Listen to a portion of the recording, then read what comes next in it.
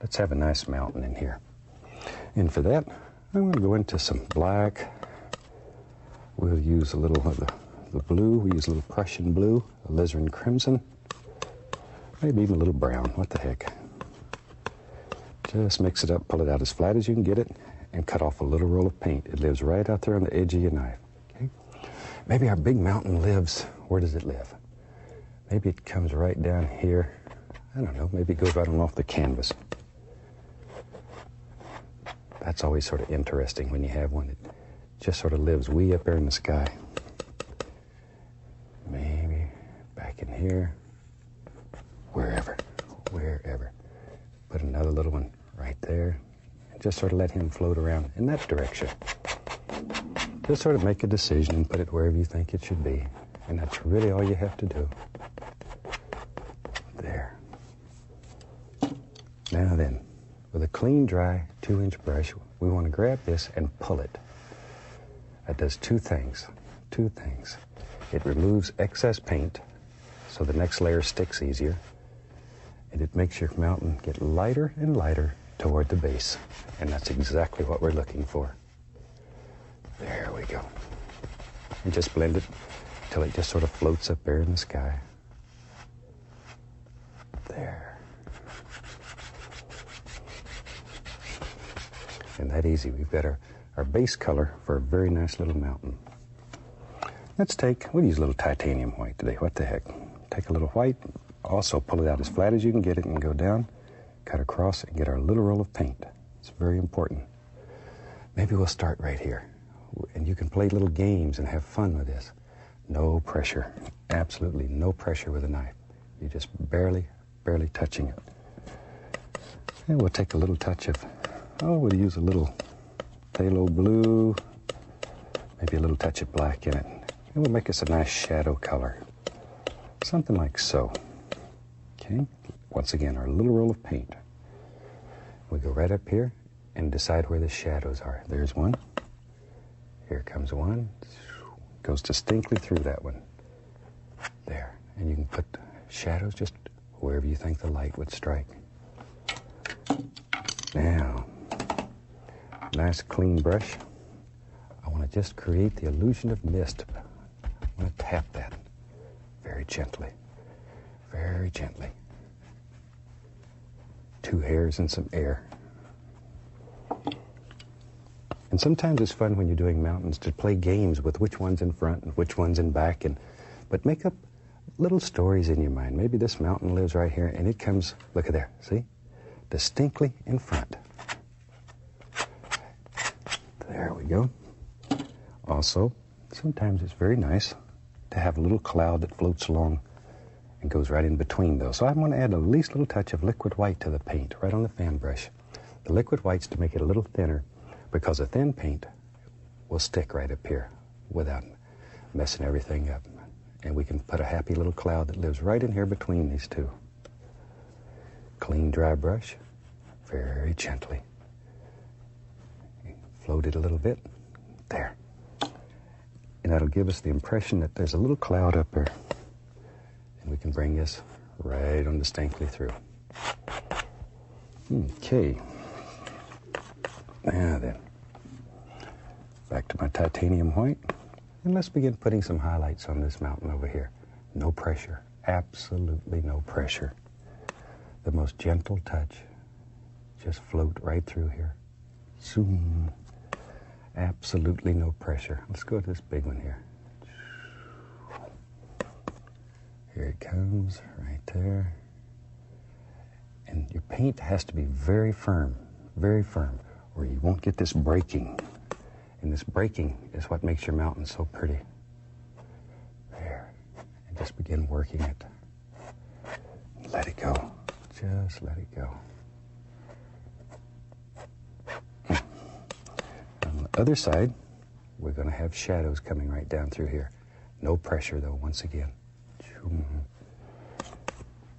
Got to make those little noises or it doesn't work right. There. Now, and you can continue to work back and forth. Maybe we want to put some nice bumps and ridges out here on this mountain. There they come. Just sort of let your imagination be your guide here. There. Back to our shadow color, because every time you have a little projection out here, you need a shadow behind it. It needs its own distinct shadow.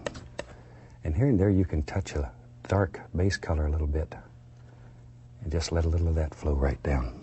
Just play games with light and dark.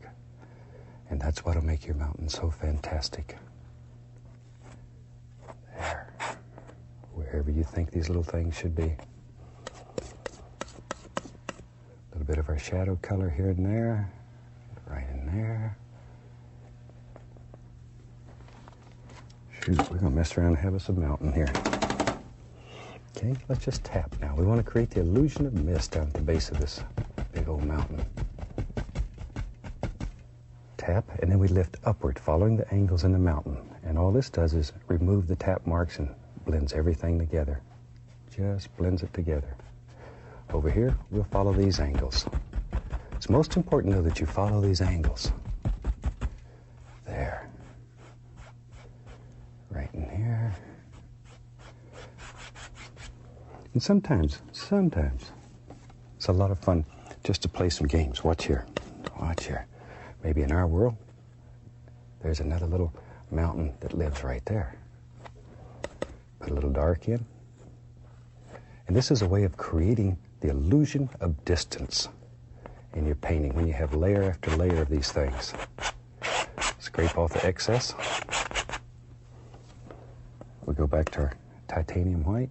Put a little highlight right here on this one too. Zoom. Just let him go. No pressure. I can't say that enough times, and I say it over and over because this is one of the major problem areas that I hear in letters and stuff. Hard time making the paint break. And the reason normally is it's either one of two things: too much pressure or the paint is too thin. Mix up a little more shadow color here. Ran out. Then we can put us a little shadow right in there. See how you can move things around? You have unlimited power on this canvas. You can literally move mountains.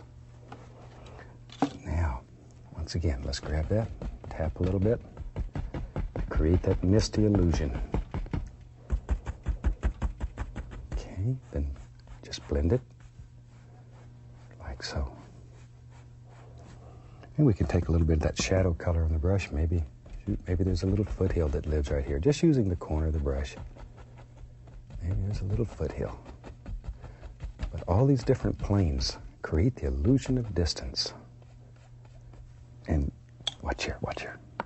Sometimes you can get a little crazy and watch. See how to push that foothill back and bring that mountain forward?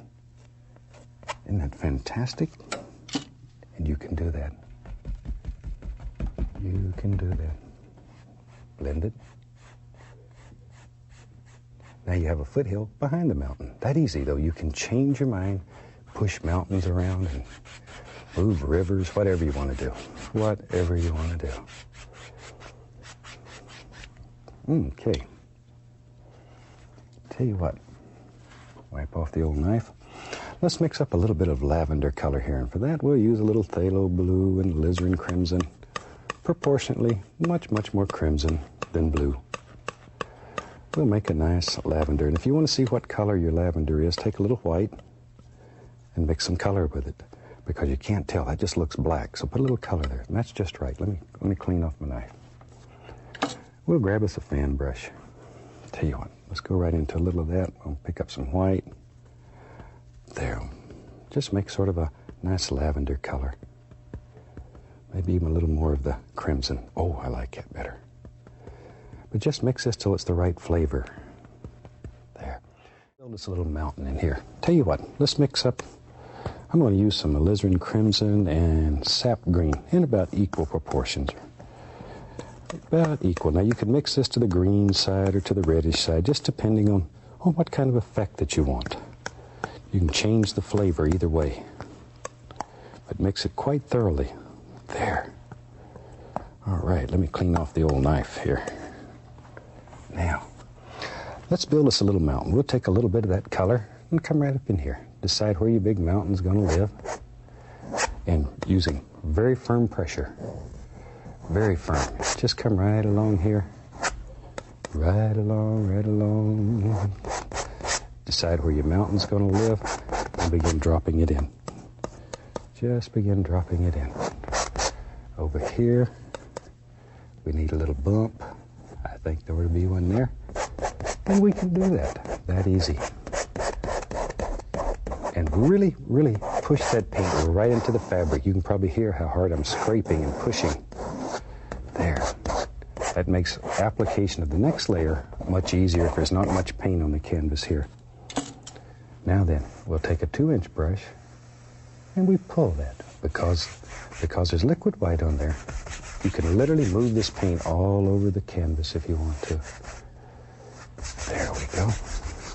And by watching the brush strokes, it's a nice way of laying out a lot of your highlights and shadows in mountains when you're doing them. It may not show too much here, but when you're painting, you'll understand exactly what I'm saying. You can see every little brush stroke. And we'll just blend that right off to nothing. Like that. Now then, let's take a little bright red, a little titanium white, and we're going to mix it together. And I want just a light pinkish glow in my white. I don't want to set the world on fire right here. Pull it out as flat as we can get it. Takes very little of that bright red. All right, then we go in and cut off a little roll of paint. There it is. Now then, let's make a big decision today. Where does our highlights live? Maybe somewhere along in that. Now this will not be an exact duplicate of the painting that you saw at the beginning, because it's almost impossible to paint another painting that's identical. But it'll give you a good idea of how this one was made. Yeah, here we are. I like that little painter guy, though. It's really, really cute. It took nearly a full day to make that one little opening. But we had a lot of fun with it and did a lot of crazies. And it's really, the outtakes would be even cuter sometimes than what you see here. There. Okay, tell you what, I'm going to take a little white, put a little touch of the phthalo blue into it. Just a little. Don't need much. Now reach over here and grab a little black and a little touch of crimson just to dull it. Just want to dull it down. There, that's nice. Let me clean the knife off. I cleaned the knife only so it shows up a little better how we're loading it when we come right in here, and you can see that nice close-up. See, that little ridge of paint, little roll of paint right on the edge is so important. If you get in the habit of loading the knife that way, it'll save you a lot of agony, make things work much better for you. Now, we'll just come right along here, put in little shadows, very delicate, caressing the canvas, barely touching, barely touching, barely touch. This is such a gentle touch. Just gentle, gentle, gentle. There, over here, we need some right there. Don't want that one left out. Okay, once again though, just barely touching the canvas. And you can come back, and now we can begin adding in all those little special things, little nooks and crannies. Little mountain goat's got to have a place to live too, you know. So give him maybe a little place to have him a little house. He wants to live up here where he's safe and nobody bothers him. I think that's what we all want. We want a place to live where we're safe. So does that little mountain goat. So when you're making your mountain, think about him. Shoot. You might find out you like a little guy. There we go. And we just sort of let those blend together right in there. Right in there. Okay, maybe right down in there. But just sort of look at your painting, and each one's going to be different. And you can bring all these little things together and make up little valleys and hills and bumps and crevasses and all those things that you want in your painting. There. And each and every painting will be different and unique, one of a kind, and that's what makes it fun. It's really what makes it fun, is the individuality. There. Okay, here and there. You can take just the least little touch of crimson and blue, make sort of a lavender color. Least little touch. Mostly crimson though. And you put the indication here and there for some little dark areas.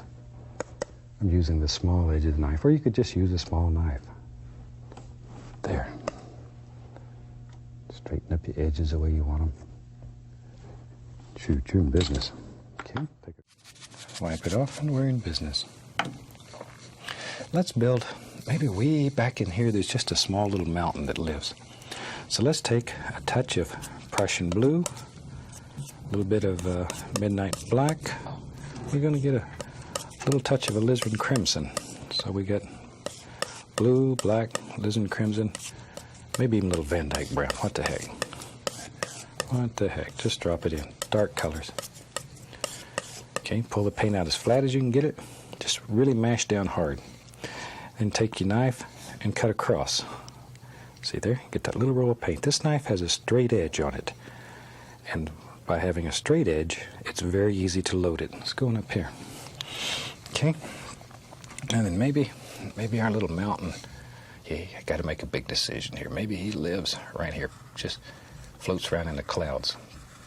Push very firmly, very firmly. We're trying to push this color right into the fabric. And you just decide where you want little bumps to live. See, there's one. Wherever you want them. Maybe there's a happy little thing lives right there. Scrape off all the excess paint. Just really get in there and scrape hard.